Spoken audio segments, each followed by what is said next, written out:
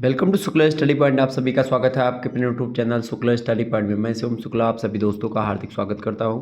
आज के वीडियो के माध्यम से हम लोग चर्चा करेंगे शारीरिक शिक्षा और योग के नवीनतम मॉडल पेपर के बारे में, जिसमें लगभग 50 से अधिक ऑब्जेक्टिव टाइप के प्रश्नों पर हम चर्चा करेंगे।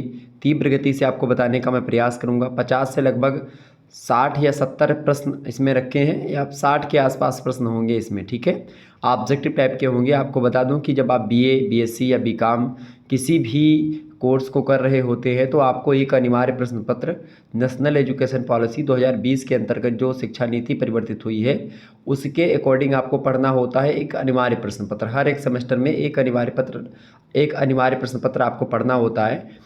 तो फिजिकल एजुकेशन एंड योगा भी आपको उसी में से पढ़ना है। ठीक है, फिजिकल एजुकेशन एंड योगा जो है ये बीए 4th सेमेस्टर में आपको पढ़ना होता है, बीएससी 4th सेमेस्टर में और बीकॉम 4th सेमेस्टर में। इसके अलावा बीएससी एग्रीकल्चर या बीएससी आप होम साइंस से कर रहे हैं तो भी। ठीक है, तो इस प्रकार से आपको यहाँ पर ये मॉडल पेपर आपको मिलेगा। इससे पहले और 2-3 मॉडल पेपर मैं ऑलरेडी चर्चा कर चुका हूँ, आपको बता दूँ।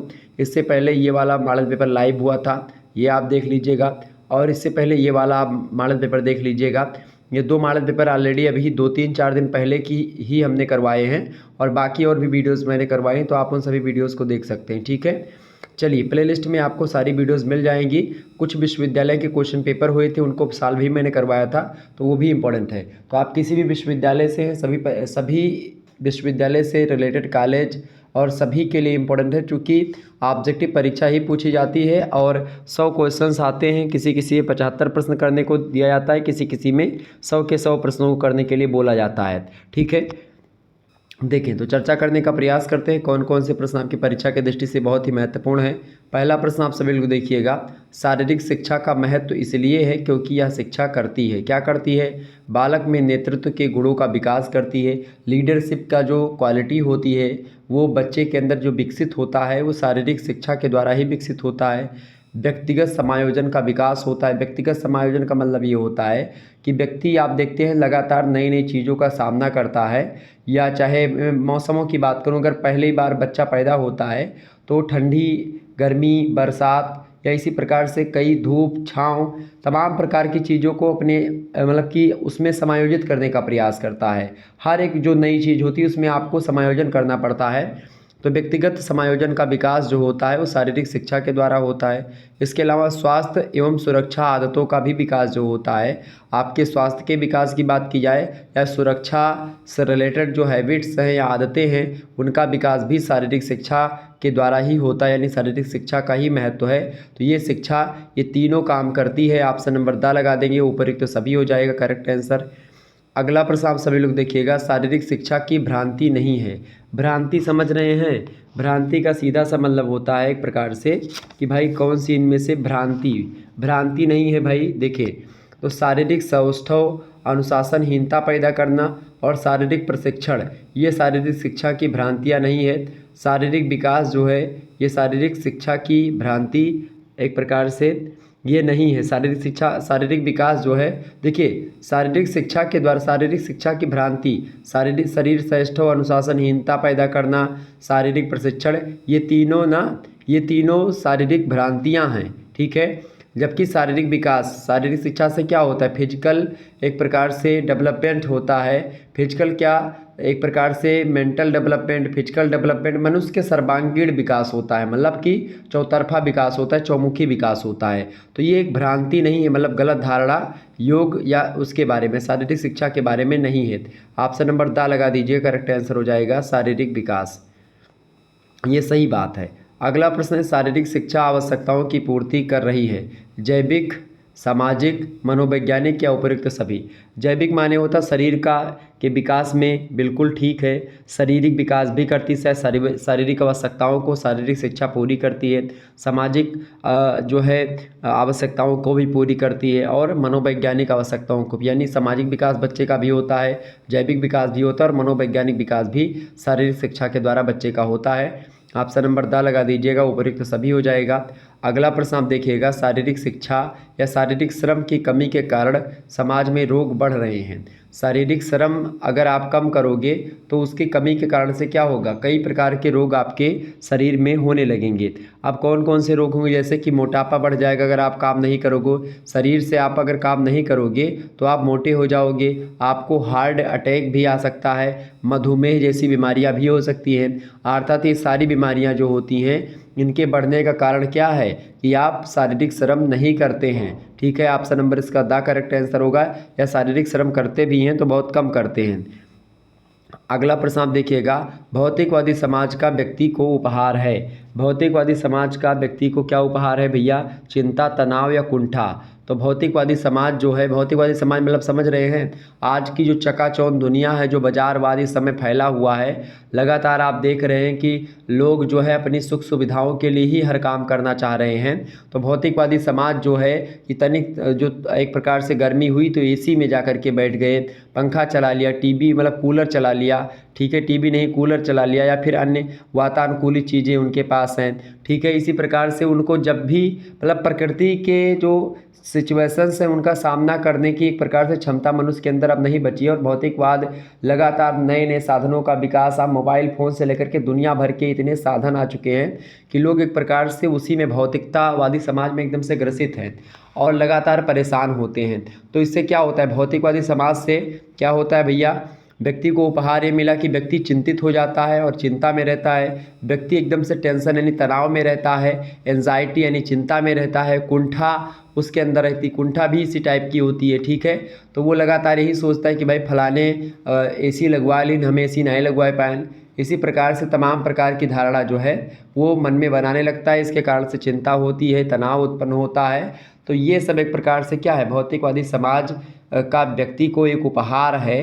ठीक है, कि क्या क्या बढ़ा है, चिंताएं बढ़ी हैं, तनाव बढ़ा है और कुंठाएं बढ़ी हैं।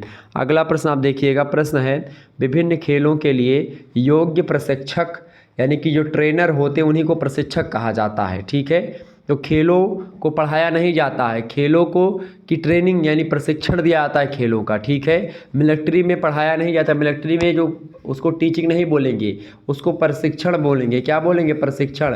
प्रशिक्षण का मतलब होता है ट्रेनिंग देना। तो विभिन्न खेलों के लिए योग्य प्रशिक्षक तैयार करने के लिए पटियाला के मोती बाग में कब राष्ट्रीय खेल संस्थान की स्थापना की गई।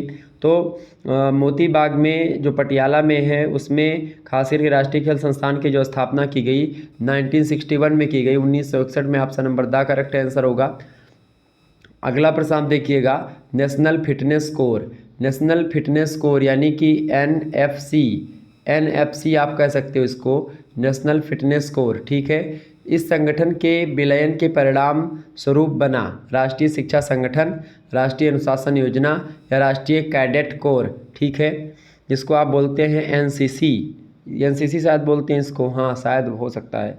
ठीक है, आप ये बताओ कि नेशनल फिटनेस कोर के संगठन का जब विलयन हुआ है, उसके संगठन के मिलने से किन संगठनों का निर्माण हुआ भैया, तो राष्ट्रीय शिक्षा संगठन का भी निर्माण हुआ, राष्ट्रीय अनुशासन योजना का भी निर्माण हुआ और राष्ट्रीय कैडेट कोर का भी निर्माण हुआ। मतलब नेशनल फिटनेस कोर जो बना है वो एक प्रकार से इन तीनों संगठनों के विलयन के परिणाम स्वरूप, मतलब इन तीनों का मिक्सचर रूप है national fitness core. Option number the लगा दीजिएगा उपर्युक्त सभी। नेक्स्ट क्वेश्चन आप देखेंगे, अगला प्रश्न आपकी स्क्रीन पर आ चुका है, स्वतंत्र भारत में खेलों के स्तर को सुधारने के लिए दिल्ली में खेलों का आयोजन कब किया गया था। तो स्वतंत्र भारत में खेलों के स्तर को सुधारने के लिए दिल्ली में खेलों का जो आयोजन किया गया था वो 1982 में किया गया था। ऑप्शन नंबर इसका सा करेक्ट आंसर होगा। आगे बढ़ते हैं, अगला प्रश्न आपकी स्क्रीन पर आ चुका, फटाफट से आप सभी लोग देखने का प्रयास करेंगे। एक बार वीडियो को लाइक और शेयर भी अवश्य कर दीजिएगा। प्रश्न आपकी स्क्रीन पर आ चुका है कि 12 वर्षीय बालक को पढ़ने लिखने व समझने में काफ़ी कठिनाई होती है, वह किस प्रकार की अक्षमता से पीड़ित है। शारीरिक अक्षमता है या संज्ञानात्मक अक्षमता है या बौद्धिक अक्षमता है। शारीरिक मतलब शरीर से कमज़ोर है, या संज्ञानात्मक मतलब कि वो एक प्रकार से सोचने में या एक प्रकार से वो सही तरीके से कोई चीज़ एक संज्ञान में नहीं ले पाता, मतलब इमोशनली एक प्रकार से वो थोड़ा कम समझ पाता है, या बौद्धिक स्तर पर उसकी बुद्धि कम है। तो बताएं 12 वर्षीय बालक को पढ़ने लिखने व समझने में काफ़ी कठिनाई होती है। इसका मतलब ये है कि वो शारीरिक, संज्ञानात्मक और बौद्धिक तीनों प्रकार की अक्षमता से पीड़ित है। ऑप्शन नंबर द लगा दीजिएगा, उपर्युक्त सभी करेक्ट आंसर होगा। अगला क्वेश्चन आप देखिएगा, किस पोषक तत्व की कमी के कारण ऑस्टियोपोरोसिस नामक बीमारी होती है? तो ऑस्टियोपोरोसिस जो बीमारी होती है ये कैल्शियम की कमी के कारण होती है। ऑप्शन नंबर इसका बा करेक्ट आंसर होगा। अगला प्रश्न आप सभी लोग देखेंगे, इंपॉर्टेंट है, परीक्षा में पूछा जा सकता है। प्रश्न है, प्रशिक्षण के दौरान थकान के आभास का क्या कारण है? तो प्रशिक्षण के दौरान थकान के अभ्यास का क्या कारण है भैया? प्रशिक्षण के दौरान थकान के आभास का जो कारण है वो है लैक्टिक एसिड। ऑप्शन नंबर इसका बा करेक्ट आंसर होगा। अगला क्वेश्चन आप देखिएगा, निम्न में से मुक्त खेल कौन सा है? मुक्त खेल इनमें से कौन सा भैया? देखिए, शतरंज भी मुक्त गेम है, कैरम भी, और डाग एवं लोन, ये सब एक प्रकार से मुक्त खेल हैं। Option number the correct answer होगा। अगला प्रश्न आप देखिएगा, शारीरिक शिक्षा के अभाव में ग्रामीण समुदाय किन रोगों की चपेट में आ रहा है या आ गया है? लगभग मोटापा, बीपी या हार्ट अटैक। तो शारीरिक शिक्षा के अभाव में ग्रामीण समुदाय जो है वो एक प्रकार से उसमें ब्लड प्रेशर की यानी बीपी भी बढ़ रही है, बीपी बढ़ने और घटने की समस्या, मोटापे एक प्रकार से हो रहे हैं, हार्ट अटैक भी आ रहे हैं। ऑप्शन नंबर इसका द करेक्ट आंसर हो जाएगा। शारीरिक शिक्षा अगर आप नहीं करोगे, हालांकि गांव में उतना मोटे लोग होते नहीं, गांव में लोग खेती वोती किया करते हैं, जितनी मेहनत करते हैं तो वो एक प्रकार से होता है, लेकिन मेहनत उतनी एक प्रकार से सिस्टमेटिकल वे में नहीं हो पाती, किसी दिन ज़्यादा हो गई, किसी दिन कम हो गई, तो इससे भी मोटापा कभी कभी बढ़ जाता है। लेकिन मोटापा गाँव में एक प्रकार से जो किसानी करते हैं, खेती करते हैं, मेहनत करते हैं, वो मोटे ज़्यादा नहीं हो पाते हैं। वही मोटे होते हैं एक प्रकार से या तो जिनको कोई बीमारी पहले से हो, या एक प्रकार से पेट की कोई बीमारी हो, या एक प्रकार से ऐसे लोग जो बिना कुछ करे खाते हैं बैठ करके एकदम से, जैसे जो एक प्रकार से मान लेते हैं एक बार चुनाव लड़ लिया, उसके बाद में फिर 5 साल के बाद में फिर दोबारा घर पे आए वोट मांगने, तो वो नेता मंत्री जैसे हो गए, या बैठने की नौकरी हो गई, ठीक है, वो सब। अगला प्रश्न आप देखिएगा, शारीरिक शिक्षा का मुख्य उद्देश्य क्या है? शारीरिक शिक्षा का मुख्य उद्देश्य क्या है? शरीर के अंगों का सौष्ठव करना, या रोगों की कमी, या बच्चे का सर्वांगीण विकास, या बच्चे का नैतिक विकास। तो शारीरिक शिक्षा का जो मुख्य उद्देश्य है वो है बच्चे का सर्वांगीण विकास। ऑप्शन नंबर सा करेक्ट आंसर होगा। अगला प्रश्न आप देखिएगा, आधुनिक युग की देन है शारीरिक श्रम के प्रति घृणा, वीडियो गेम और मोबाइल फ़ोन। तो आज बिल्कुल आधुनिक युग की देन यही है कि लोग शरीर से काम करना नहीं चाहते हैं। अभी किसी से कहो कि भाई जो है आपको कुदाल गोड़ना है, या एक प्रकार से धान को रोपना है, या धान की निराई करनी है, या कटाई करनी है, तो सभी लोग मशीनों का सहारा लेते हैं आजकल। अपने हाथ से धान मन कोई नहीं काटता है, ना गेहूं काटने के लिए लोग जाते हैं।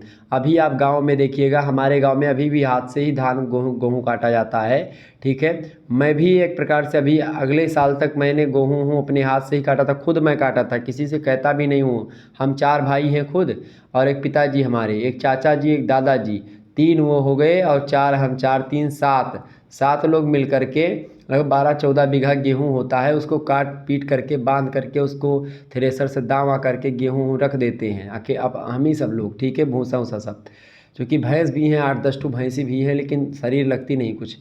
तो आधुनिक युग की देन ये हो गई है कि अब जैसे मैं पढ़ाने के लिए बैठ जाता हूँ तो भाई अब या तो पढ़ा ही पाएंगे या तो घर का काम ही कर पाएंगे। तो क्या होता है कि भाई अब जब पढ़ाने में बिजी हो जाओ तो एक प्रकार से काम करने में क्या होता है कि भाई अभी टाइम लगेगा, तो टाइम की वजह से मैं नहीं जाता। लेकिन बाकी मुझे शारीरिक काम करना बहुत पसंद है। मैं एक प्रकार से आज भी जो है भैंस वैंस हैं तो मैं अभी भी उनके लिए जो है व्यवस्था करता हूँ, ठीक है। और भी कई प्रकार के काम हैं जो किया करता हूँ, ताकि जो है कोई दिक्कत ना आए कि अगर मैं जिम वगैरह या फिर जिम उम करने के लायक शरीर ही नहीं है तो ऐसे थोड़ा बहुत काम करते रहते, ताकि जो है कोई एक प्रकार से आलसीपन का ना महसूस हो हमको, ठीक है। तो शारीरिक शिक्षा मतलब कि आधुनिक युग की जो देन है वो लोग शारीरिक श्रम के प्रति लोग घृणा का भाव रखते हैं कि भाई अगर शारीरिक काम अगर आप करते हो तो लोग आपको हेय दृष्टि से देखेंगे। वीडियो गेम आ गया है, लोग गेम खेलने में बच्चे लगे रहते दिन रात। मोबाइल फ़ोन के कारण से लोग एक प्रकार से उसी में व्यस्त रहते, तो ऑप्शन नंबर डी लगा देंगे, उपयुक्त तो सभी। अगला क्वेश्चन आप देखिएगा, शरीर को स्वस्थ रखा जाता है या रखा जा सकता है? शरीर को स्वस्थ रखा जा सकता है भैया जीवन शैली में बदलाव करके, बिल्कुल ठीक है। शारीरिक शिक्षा के द्वारा, शारीरिक श्रम के द्वारा, इन सभी के द्वारा शरीर को स्वस्थ रखा जा सकता है। ऑप्शन नंबर द लगा दीजिएगा, उपयुक्त सभी। अगला प्रश्न आपकी स्क्रीन पर आ चुका है। बहुत अच्छे तरीके से आप लोग पढ़ रहे हैं। एक बार सभी लोग फटाफट से वीडियो को लाइक और शेयर कर दीजिएगा, ताकि इसी प्रकार से और वीडियोस मैं आपके लगातार लाता रहूं। आप लोगों ने एक प्रकार से जिस प्रकार से फिजिकल एजुकेशन एंड योगा की वीडियोस को देखना प्रारंभ किया है, मैं लगातार आपके लिए मॉडल पेपर लाने का प्रयास करता हूँ। आप देख ही पा रहे होंगे कि किस तरीके से मैं आपके लिए मेहनत करता हूँ।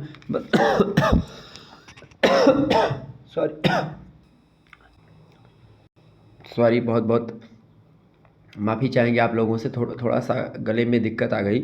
चलिए, प्रश्न अगला है आपके लिए कि भारतीय शिक्षा आयोग द्वारा राष्ट्र शारीरिक विकास को मान्यता दी गई, बताएं। भारतीय शिक्षा के द्वारा शारीरिक विकास को मान्यता दी गई, कब दी गई भाई? 1882। बिल्कुल करेक्ट आंसर होगा ऑप्शन नंबर बा। अगला प्रश्न आप देखिएगा, शिक्षा और शारीरिक शिक्षा के दृष्टिकोण से यूनान के इतिहास को कितने भागों में विभाजित कर सकते हैं?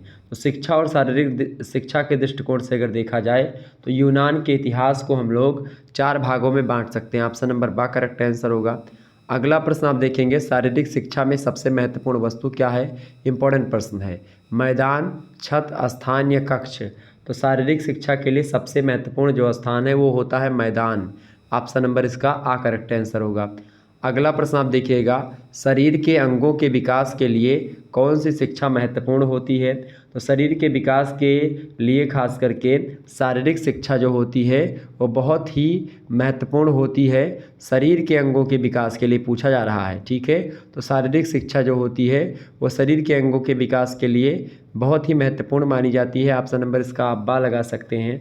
ओके, नेक्स्ट क्वेश्चन आप देखिएगा। अगला प्रश्न आप देखिएगा, आधुनिक समय में व्यक्ति तथा समूह को ध्यान में रख करके शारीरिक शिक्षा कार्यक्रम में शामिल गतिविधि है। तो खास करके इनमें जो गतिविधियाँ जैसे कि एथलेटिक्स हो गई, जल क्रियाएँ हैं, लोक नृत्य हैं, ये सब आधुनिक समय में व्यक्ति तथा समूह को ध्यान में रख करके शारीरिक शिक्षा कार्यक्रम में शामिल की जाती हैं। ऑप्शन नंबर इसका द करेक्ट आंसर होगा। अगला प्रश्न आपसे बन सकता है एग्जाम में आपके कि शारीरिक शिक्षा मूलतः एक दार्शनिक धारणा है, मनोवैज्ञानिक प्रवृत्ति है या सामाजिक गुण है? तो शारीरिक शिक्षा जो है वो मनोवैज्ञानिक प्रवृत्ति है। ऑप्शन नंबर इसका बा करेक्ट आंसर हो जाएगा। अगला प्रश्न आप देखिएगा, शारीरिक शिक्षा की आवश्यकता क्या है? शारीरिक शिक्षा की आवश्यकता क्या है? शारीरिक विकास के लिए भी आवश्यकता है, संवेगात्मक विकास के लिए भी आवश्यकता है और मानसिक विकास के लिए भी आवश्यकता है। ऑप्शन नंबर द लगा दीजिएगा उपयुक्त सभी। लेकिन अगर इसी चारों ऑप्शन में से मान लेते कोई ऑप्शन दिया होता सर्वांगीण विकास, मनुष्य के सर्वांगीण विकास के लिए, तो ऑप्शन नंबर वही लगा देते मनुष्य के सर्वांगीण विकास के लिए। अगला प्रश्न आप देखिएगा, आज़ादी के बाद कबड्डी के खेल को एशियाई खेलों में मान्यता मिली थी, बताएं। तो प्रश्न है, आज़ादी के बाद कबड्डी के खेल को एशियाई खेलों में मान्यता मिली थी, कब मिली थी? तो 1982 में। Option number the correct answer होगा। अगला प्रश्न है, स्वतंत्रता के बाद शारीरिक शिक्षा के विकास के लिए केंद्रीय सलाहकार बोर्ड का गठन कब किया गया था? तो किया गया था 1950 में। ऑप्शन नंबर सा करेक्ट आंसर होगा। आगे बढ़ते हैं। अगला प्रश्न आपकी स्क्रीन पर आ चुका है, फटाफट से आप सभी लोग देखने का प्रयास करेंगे। एक बार सभी लोग वीडियो को शेयर जरूर कर दीजिएगा। चले, प्रश्न अगला आपकी स्क्रीन पर आ चुका है, मोटे व्यक्ति के आहार में निम्न में से किसे सम्मिलित करना चाहिए? तो मोटे व्यक्ति के आहार में फल, हरी सब्जियां और रेशेदार पदार्थ, ये तीनों सम्मिलित करने चाहिए। ऑप्शन नंबर जो है द में दिया है उपयुक्त सभी करेक्ट आंसर हो जाएगा। तो मोटे व्यक्ति के आहार में ध्यान रखिए फल की मात्रा, हरी सब्जियों की मात्रा और रेशेदार जो पदार्थ होते हैं उनकी मात्रा होनी चाहिए। अगला प्रश्न, निम्न में से मोटापे के प्रबंधन का उपाय है? तो मोटापे के प्रबंधन का क्या उपाय है भैया? देखिए, व्यायाम करना, आप मोटापे को कंट्रोल कर सकते हैं। कम कैलोरी युक्त आकार अगर एक प्रकार से आपके पास है तो मतलब कम कैलोरी युक्त आहार आप करें तो भी आप मोटापे को रोक सकते हैं। लंबाई, आयु और लिंग के अनुसार आप वज़न बनाए रखें अपना, तो ये सब एक प्रकार से कहीं ना कहीं पे आप देखिएगा ये सब मोटापे के प्रबंधन के तरीके हैं या उपाय हैं। ऑप्शन नंबर इसका द करेक्ट आंसर होगा। अगला प्रश्न आप सभी लोग देखिएगा। अगला प्रश्न आपके स्क्रीन पर आ चुका है, शरीर में कितने कक्ष होते हैं भैया? तो शरीर में जो है वो 4 कक्ष होते हैं। ऑप्शन नंबर बा करेक्ट आंसर होगा। अगला प्रश्न आपकी स्क्रीन पर आ चुका है, वज़न घटाने में सहायता करने के लिए आपको प्रत्येक सप्ताह कितने समय की शारीरिक क्रियाओं का लक्ष्य रखना चाहिए? तो वज़न घटाने में सहायता करने के लिए आपको प्रत्येक सप्ताह में लगभग अधिकांश दिनों में 30 मिनट की शारीरिक क्रियाओं का लक्ष्य आपको रखना चाहिए कि मैं 30 मिनट तक जो है शारीरिक क्रियाओं को करूँगा। तो कुछ दिन अगर आप ऐसा करेंगे तो एक प्रकार से आपका वज़न ज़रूर घटेगा। ऑप्शन नंबर बा करेक्ट आंसर हो जाएगा, यानी आधा घंटा। अगला प्रश्न आप देखिएगा,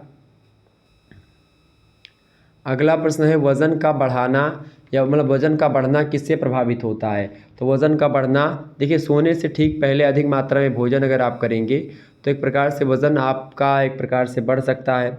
इसके अलावा भोजन करते समय आपका व्यवहार या आचरण जो होता है ये भी एक प्रकार से उससे भी प्रभावित होता है। या दोपहर से पहले अपनी दैनिक कैलोरी के अधिकांश हिस्से का सेवन कर लेना, या फिर सॉरी 1 मिनट, प्रश्न क्या पूछा गया आपसे? प्रश्न पूछा गया वज़न का बढ़ना किससे प्रभावित होता है। तो कुल दैनिक कैलोरी के सेवन से प्रभावित होता है। यहाँ पर डी में दिया है, करेक्ट आंसर हो जाएगा। ये सब आप छोड़ दीजिए अभी, क्योंकि यहाँ पर जो ऑप्शन दिया गया ये सबसे बेटर है। कुल दैनिक कैलोरी सेवन से वज़न का बढ़ना प्रभावित होता है। Option number the correct answer होगा।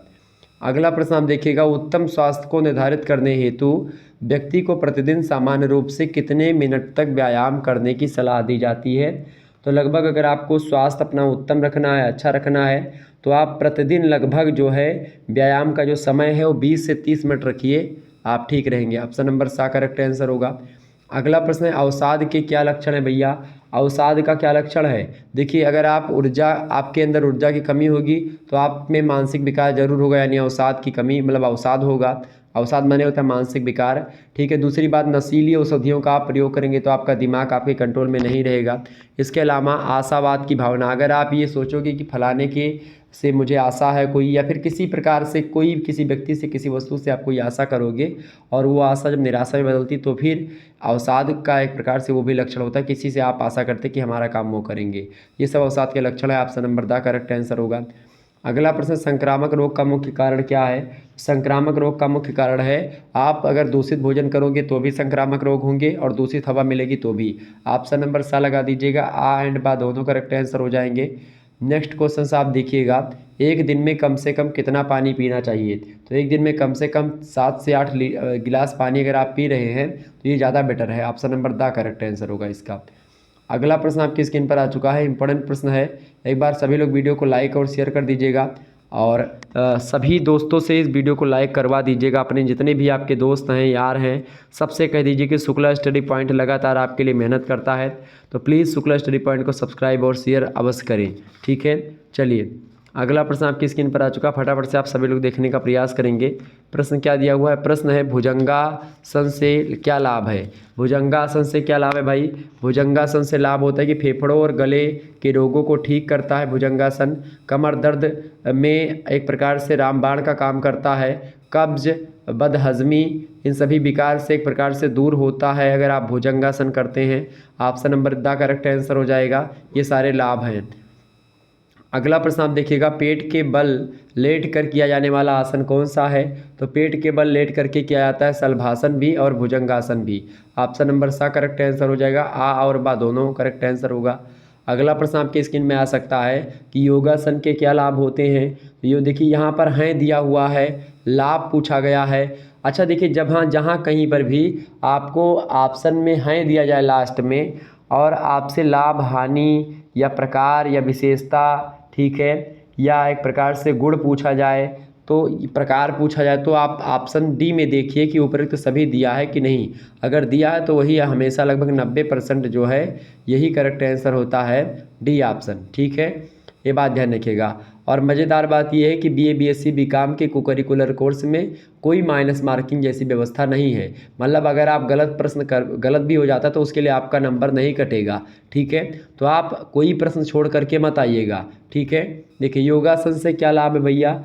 योगासन से लाभ क्या है? शरीर का प्रत्येक अंग क्रियाशील भी होता है, मांसपेशियों में दृढ़ता आती है, शरीर में रक्त संचार अच्छा होता है। ऑप्शन नंबर दा लगा देंगे, उपयुक्त सभी। अगला प्रश्न आपकी स्क्रीन पर आ चुका है। प्रश्न है तस्मिन साति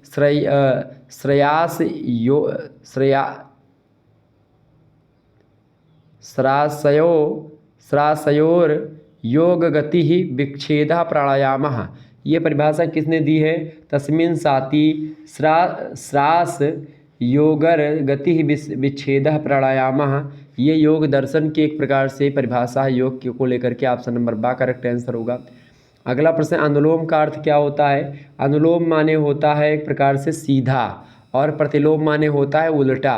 समझ रहे हैं ना? सीधा माने मतलब अनुलोम माने सीधा मतलब ठीक ठाक, और प्रतिलोम माने उल्टा। ठीक है। अगला क्वेश्चन आप देखिएगा, अनुलोम विलोम का लाभ क्या है?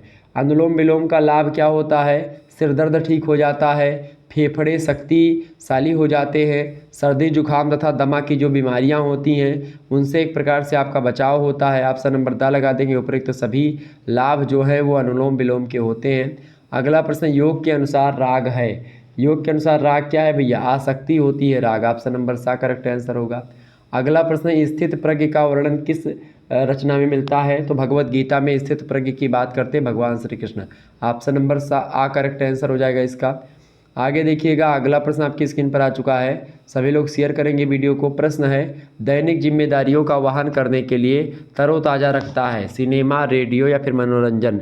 तो आपको बता दूं, प्रश्न बड़ा ही अच्छा पूछा गया है कि दैनिक जिम्मेदारियों को, प्रश्न क्या है? दैनिक जिम्मेदारियों को वहन करने के लिए तरोताज़ा रखता है। हमको कौन तरोताज़ा रखता है? मनोरंजन जो होता है वो दैनिक जिम्मेदारियों को वहन करने के लिए तरोताज़ा रखता है। ठीक है। अगर आप मनोरंजन नहीं करते हैं दिन भर में एक भी टाइम, तो एक प्रकार से आपको थोड़ा सा लगेगा कि थके थके महसूस हो रहे हैं आप। अगला प्रश्न आप देखिएगा, मनोरंजन का क्या महत्व है? मनोरंजन का क्या महत्व है भैया? थकान दूर होती है, आत्मसंतोष प्राप्त होता है, मानसिक विकास भी होता है। तो मनोरंजन के सारे महत्व हैं। Option number the correct answer होगा। अगला क्वेश्चन आप देखिएगा, प्रश्न आपकी स्क्रीन पर आ चुका है, मनोरंजन फुर्सत के समय में मानवीय हितों का विस्तार है, यह कथन किसका है? तो मनोरंजन फुर्सत के समय में मानवीय हितों का विस्तार है, यह कथन है जेराल्ड बी रिट जेराल्ड का। ऑप्शन नंबर इसका बा करेक्ट आंसर होगा। अगला प्रश्न आप देखिएगा, मनोरंजन का क्षेत्र है। मनोरंजन का क्षेत्र क्या है? मनोरंजन क्लब, सामाजिक संस्थाएं, शैक्षणिक संस्थाएं। तो ये सारे एक प्रकार से क्षेत्र मनोरंजन के ही हैं। Option number the correct answer हो जाएगा। अगला प्रश्न आप देखिएगा, मनोरंजन का अर्थ है। ये सब प्रश्न आपकी परीक्षा में पूछे जाएंगे, ये बात ध्यान रखिएगा। प्रश्न क्या है? मनोरंजन का क्षेत्र मतलब मनोरंजन का अर्थ है। मनोरंजन का मतलब होता है पुनः निर्माण, या आनंद प्राप्त करना, या थकान दूर करना, या आराम प्राप्त करना। तो मनोरंजन का मतलब क्या होता है? पुनः निर्माण होना। मतलब कि अगर आप थके मांदे हैं तो एक प्रकार से आपकी सारी चीज़ें दूर हो जाती हैं। थकान दूर होना नहीं कह सकते इसको, लेकिन मनोरंजन से आप एक बार प्रकार से दोबारा से तरोताज़ा होते, पुनः निर्माण आप लगा दीजिएगा। ऑप्शन नंबर आ। अगला प्रश्न, मनोरंजन का क्या महत्व है? अब यहाँ पर आप जरूर लगा दीजिएगा, थकान दूर होती मनोरंजन से, आत्मसुख की प्राप्ति होती, शारीरिक विकास भी होता है। ऑप्शन नंबर द लगा देंगे उपरोक्त सभी। अगला प्रश्न, दो प्रकार के जुम्बा के नाम, एक तो फिटनेस और एक टोनिंग। ऑप्शन नंबर आ करेक्ट आंसर होगा। अगला प्रश्न, लोना शब्द किस खेल से जुड़ा हुआ है? तो लोना शब्द जो है वो कबड्डी से जुड़ा हुआ है। ऑप्शन नंबर आ करेक्ट आंसर होगा। अगला प्रश्न आप देखिएगा, मनोरंजन क्रियाएं किस पर निर्भर करती हैं? तो मनोरंजन जो क्रियाएं होती हैं वो परिवार की रुचि पर भी निर्भर करती है और आनंद की प्राप्ति पर, कि परिवार को क्या चाहिए, मतलब कि कौन सा मनोरंजन चाहिए और आनंद किस मनोरंजन में ज़्यादा मिलता है। तो मनोरंजन की क्रियाएं इन दोनों चीज़ों पर निर्भर करती हैं। ऑप्शन नंबर सा करेक्ट आंसर हो जाएगा। आ एंड बा दोनों करेक्ट आंसर हो जाएगा। सॉरी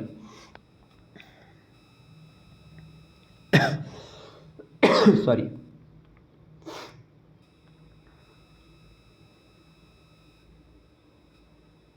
आगे देखते हैं, अगला प्रश्न आपकी स्क्रीन पर आ चुका है। अगला प्रश्न आप सभी लोग देखने का प्रयास करेंगे। प्रश्न है, कबड्डी में बोनस के अंक होते हैं। तो कबड्डी में जो बोनस का अंक होता है वो एक प्रकार से एक अतिरिक्त अंक होता है। ठीक है। तो कबड्डी में बोनस का जो अंक होता है एक अतिरिक्त अंक होता है। ऑप्शन नंबर, जैसे एक अंक तो मिलते हैं, लेकिन अगर आपको बोनस भी मिलेगा तो आपके 2 अंक हो जाएंगे, एक अतिरिक्त अंक हो जाएगा। तो यहाँ पर आपसे क्या पूछा गया कि कबड्डी में बोनस के अंक होते हैं। एक तो अंक तो ऑलरेडी आपको पहले मिल जाता है, लेकिन जब आप बोनस करते तो एक अतिरिक्त अंक मिलता है। तो ऑप्शन नंबर 1 लगा दीजिएगा। अगला प्रश्न है, खो खो में स्वतंत्र क्षेत्र की चौड़ाई होती है। तो खो खो क्षेत्र की जो मतलब चौड़ाई होती है वो कितनी होती है भैया? वो 16 मीटर के आसपास होती है। कितने मीटर के आसपास? सॉरी, लंबाई जो होती है 16 मीटर के आसपास होती है। और अगर चौड़ाई पूछी गई है तो चौड़ाई की अगर बात की है तो 2.7 मीटर होती है। ऑप्शन नंबर इसका सा करेक्ट आंसर हो जाएगा। आगे बढ़ते हैं, अगला प्रश्न आपकी स्क्रीन पर आ चुका है। प्रश्न है, खो खो खेल क्षेत्र मतलब खो खो जो खेल होता है उसके क्षेत्र की केंद्रीय वीथिका की चौड़ाई कितनी होती है? तो खो खो खेल की जो केंद्रीय बीथिका होती है उसकी चौड़ाई जो होती है वो 30 सेंटीमीटर होती है। ऑप्शन नंबर सा करेक्ट आंसर होगा। अगला प्रश्न, खो खो टीम में अतिरिक्त खिलाड़ियों की संख्या कितनी होती है? तो खो खो टीम में अतिरिक्त खिलाड़ियों की जो संख्या होती है भैया वो कितनी होती है, फटाफट से आप लोग बताने का प्रयास करेंगे।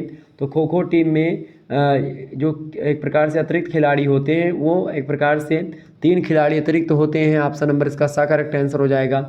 जो खेल रहे होते हैं वो 9 खिलाड़ी होते हैं, 3 अतिरिक्त खिलाड़ी होते हैं। समझ रहे हैं चीज़ों को? कुल मिलाकर के खो खो टीम में 12 खिलाड़ी होते हैं। ठीक है, जिस प्रकार से क्रिकेट टीम में 15 खिलाड़ी होते हैं और 11 खिलाड़ी खेल रहे होते हैं, ठीक है, उसी प्रकार से खो खो टीम में भी एक प्रकार से 12 खिलाड़ी होते हैं लेकिन खेल 9 होते हैं, 3 अतिरिक्त खिलाड़ी होते हैं। अगला प्रश्न है, खो खो के मैदान की माप यानी लंबाई तथा चौड़ाई कितनी होती है? तो लंबाई और चौड़ाई जो होती है वो आप लगा दीजिएगा 29 × 16। ऑप्शन नंबर इसका क्या हो जाएगा? 29 × 16। ऑप्शन नंबर हो जाएगा इसका बा करेक्ट आंसर। ठीक है, 29 × 16 B option is right answer. Next question आप देखिएगा, मनोरंजन क्या है? मनोरंजन क्या है भाई? शारीरिक शिक्षा है या शारीरिक शिक्षा का एक अंग है या फिर योग का अंग है? तो मनोरंजन शारीरिक शिक्षा का एक अंग है। ऑप्शन नंबर बा करेक्ट आंसर हो जाएगा इसका। इंपॉर्टेंट क्वेश्चन आपकी परीक्षा में पूछा जाएगा। अगला प्रश्न आप देखिएगा, खो खो में क्रॉस लेन की लंबाई व चौड़ाई कितनी होती है? तो क्रॉस लेन की जो लंबाई होती है 16 मीटर और चौड़ाई 30 मीटर के आसपास होती है। ठीक है, बताएं, इंपॉर्टेंट है। तो देखिए लंबाई मीटर में होती है और चौड़ाई सेंटीमीटर में है वो। अगला क्वेश्चन आप देखिएगा, प्रश्न यहाँ पर देखिएगा, खो खो में क्रॉस लेन की लंबाई और चौड़ाई जो होती है तो यहाँ पर ऑप्शन नंबर इसका दा लगा दीजिएगा। 30 मीटर यहाँ पर दिया हुआ है, 30 सेंटीमीटर जो है चौड़ाई, और लंबाई जो होती है वो लगभग कितना होती है भाई? चौड़ाई जो होती है वो लगभग 16 मीटर, लंबाई 16 मीटर यहाँ पर होना चाहिए, हो सकता है 16, यहाँ पर 16 आप कर सकते हैं, 16 मीटर। ठीक है, आगे देखिए अगला प्रश्न आपकी स्क्रीन पर आ चुका। खो खो का खेल प्रारंभ होने पर खेल क्षेत्र में कितने खिलाड़ी होते हैं? तो खो खो खेल प्रारंभ होने पर खेल क्षेत्र में कितने खिलाड़ी होते हैं? 3 खिलाड़ी होते हैं। ऑप्शन नंबर इसका आ करेक्ट आंसर हो जाएगा। अगला प्रश्न, खो खो खेल का जन्मदाता देश कौन सा है? तो खो खो खेल का जन्मदाता जो देश है वो एक प्रकार से भारत देश है अपना। ऑप्शन नंबर बा करेक्ट आंसर हो जाएगा। महाराष्ट्र में इस खेल की उत्पत्ति हुई थी खो खो की। और आपको बता दूं कि 1914 में द्वितीय विश्व युद्ध के दौरान इस मतलब कि प्रथम विश्व युद्ध के दौरान इस खेल की उत्पत्ति होती है। अच्छा, पहले इस खेल को रथेरा कहा जाता था, क्योंकि पहले ये खेल रथ पर खेला जाता था, तो इसलिए इस खेल को पहले रथेरा कहते थे। तो आपसे पूछेगा प्राचीन नाम, तो रथेरा आप बता दीजिएगा। आपसे पूछेगा भारत के किस शहर से खो खो खेल की उत्पत्ति हुई, तो आप बताएंगे मथुरा। कब हुई? 1914। अगला क्वेश्चन आप देखिएगा, अगला प्रश्न आपकी स्क्रीन पर आ चुका है। प्राणायाम की तीसरी क्रिया है, फटाफट से आप लोग बताने का प्रयास करेंगे। प्राणायाम की तीसरी क्रिया कौन सी है? देखिए प्राणायाम में मुख्य रूप से 3 क्रियाएं होती है, एक पूरक होती है, एक कुंभक होती है और एक रेचक होती है। तो पूरक जो होती है पहली क्रिया है प्राणायाम की, कुंभक जो है वो दूसरी क्रिया है, और तीसरी क्रिया होती है आपकी रेचक। प्रश्न आपसे क्या पूछा गया है? प्रश्न पूछा गया प्राणायाम की तीसरी क्रिया, तो आप लगाएंगे ऑप्शन नंबर डी, रेचक क्रिया। अगला क्वेश्चन आप देखिएगा, अंदर ली हुई श्वास को नियंत्रित गति से छोड़ने की क्रिया जो होती है बाहर को, वो क्रिया रेचक कहलाती है। ऑप्शन नंबर बा करेक्ट आंसर होगा। अगला प्रश्न आप देखिएगा, नाड़ी शोधन प्राणायाम कितनी बार करने से रक्त संचार ठीक तरह से चलने लगता है? नाड़ी शोधन प्राणायाम जो होता है अगर आप 3 बार करते हैं तो इससे रक्त संचार ठीक तरीके से चलने लगता है। ऑप्शन नंबर दा करेक्ट आंसर हो जाएगा। अगला प्रश्न आप देखिएगा, उज्जाई शब्द का क्या अर्थ होता है? उज्जाई मतलब होता है जीतने वाला या फिर विजयी। ऑप्शन नंबर इसका आ और बा दोनों करेक्ट आंसर हो जाएंगे। सा ऑप्शन इज राइट आंसर। अगला क्वेश्चन से, अनुलोम विलोम प्राणायाम में अनुलोम का क्या अर्थ होता है? तो अनुलोम विलोम प्राणायाम में अनुलोम का अर्थ होता है सीधा। ठीक है, ऑप्शन नंबर इसका सा करेक्ट आंसर हो जाएगा। अगला प्रश्न आप देखिएगा, मस्तिष्क के अग्रभाग को क्या कहते हैं? तो उसको कपाल कहा जाता है। मस्तिष्क के अग्रभाग को क्या कहते हैं? कपाल। ऑप्शन नंबर इसका आ करेक्ट आंसर होगा। अगला क्वेश्चन से, कपालभाति प्राणायाम को किस योग में शामिल किया गया है? तो कपालभाति प्राणायाम को हठ योग में शामिल किया गया। ऑप्शन नंबर इसका आ करेक्ट आंसर होगा। अगला प्रश्न आपकी स्क्रीन पे पूछा जा सकता है। प्रश्न है, श्वसन प्रणाली के विकारों को दूर करता है। तो श्वसन प्रणाली के विकारों को जो है भास्त्रिका प्राणायाम के द्वारा दूर किया जाता है। ऑप्शन नंबर सा करेक्ट आंसर हो जाएगा। इस प्रकार से आप लोगों ने बहुत सारे प्रश्नों के बारे में जाना। और दूसरा मॉडल पेपर ये हमारा पढ़ा हुआ लाइव क्लास हुई थी, ये देख लीजिएगा। फिजिकल एजुकेशन एंड योगा का ये भी क्लास आप देख लीजिएगा, बहुत महत्वपूर्ण है। इस प्रकार से ये सब प्रश्न आपके लिए बहुत परीक्षा की दृष्टि से बहुत इंपॉर्टेंट है। इन प्रश्नों को आप देख लीजिएगा। बहुत बहुत धन्यवाद, मिलते हैं फिर नेक्स्ट वीडियो में। तब तक के लिए जय हिंद, जय भारत। आप सभी का बहुत बहुत धन्यवाद हमारे से जुड़ने के लिए। इसी प्रकार से अपना प्यार हमेशा बनाए रखिएगा। तो लगभग आज हमने बहुत सारे प्रश्नों को जानने का प्रयास किया है। गिन लिया जाए कितने प्रश्न हैं, गिन लिया जाए क्या? देखो मैंने बताया था 50-60 प्रश्न होंगे, तो उसी के आसपास है। मैं देख रहा हूँ कि लगभग जो हमारा अंदाज होता है कितना। चलिए लाइव गिना दें क्या? चलिए 1 2 3 4 5 6 7 8 8 एक में है, मतलब ऐसे आप याद अगर लगा लीजिए कि 8 प्रश्न प्रत्येक स्लाइड में है, तो लगभग 8 स्लाइड है, तो 8 टाइम 64 हो गया। 9 10 11 12 13 14 15 16 17 18 19 20 21 22 23 24 25 26 27 28 29 30 31 32 33 34 35 36 37 38 39 40 41 42 43 44 45 46 47 48 49 50 51 52 53 54 55 56 57 58 59 60 61 62 63 64 65 66 67 68 68 क्वेश्चंस आप लोगों ने देखा है, ठीक है। 68 क्वेश्चंस आप लोगों ने आज के वीडियो के माध्यम से पढ़ा। कितने प्रश्न भैया? 68 प्रश्न आप लोगों ने आज के वीडियो के माध्यम से जाना, ऑब्जेक्टिव टाइप के, ठीक है। तो बाकी में लगभग हम जो है 120 130 ऐसे प्रश्न होंगे, ठीक है, जिसमें 15 स्लाइड थी, इसमें 8 ही स्लाइड है, तो इतना प्रश्न हो गया, मतलब कि 60 के ऊपर ही, मतलब 70 के आसपास प्रश्न है। तो 70 दूना कितना हो जाता है? 7 दूना 14, 140 क्वेश्चन उसमें होंगे। दोनों जो मॉडल पेपर नीचे दिए गए हैं ये, इसमें 16 स्लाइड है, ठीक है। तो आप देख सकते हो इसमें भी लगभग आपके 130 या 140 प्रश्न होंगे, और इसमें भी 130 या 40 प्रश्न होंगे। आप लोग देख लीजिएगा। यहाँ टॉप 100 इसलिए लिख देता हूँ ताकि आप लोग जो है जान कर पाएँ कि मॉडल पेपर ही है। चलिए फिर मिलते हैं हम नेक्स्ट वीडियो में। तब तक के लिए जय हिंद, जय भारत। आप सभी का बहुत बहुत धन्यवाद हमारे से जुड़ने के लिए। इसी प्रकार से अपना प्यार बनाए रखिएगा। गुड नाइट, अल्लाह।